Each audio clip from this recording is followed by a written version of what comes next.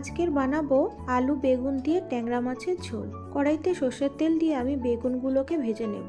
বেগুনগুলো একটু তেলের সঙ্গে মিশিয়ে নিয়ে দিয়ে দিলাম নুন আর হলুদ। বেগুনগুলোর মধ্যে হালকা লাল হয়ে গেলেই আমি তুলে রেখে দেব।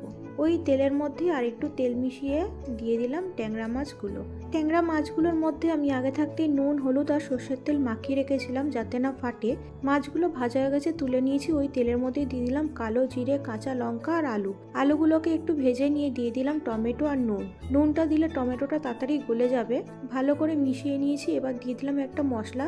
এর মধ্যে আছে আদা বাটা, জিরে ধনে গুঁড়ো, হলুদ গুঁড়ো, কাশ্মীরি লঙ্কার গুঁড়ো। সব মশলাগুলো দিকে মিশিয়ে দিয়ে দিলাম গরম জল। একটু ফুটে আসলেই আলুগুলো সিদ্ধ হয়ে গেলেই দিয়ে দিলাম ভেজে রাখা ট্যাংরা মাছ আর ভেজে রাখা বেগুন। সব কিছুকে খুব ভালো করে মিশিয়ে দিলাম। ফুটে গেলেই দিয়ে দিলাম ধনেপাতা। একবার এইভাবে বানিয়ে দেখবেন, খুব ভালো লাগে খেতে। রান্নাটি কেমন লাগলো অবশ্যই জানাবেন।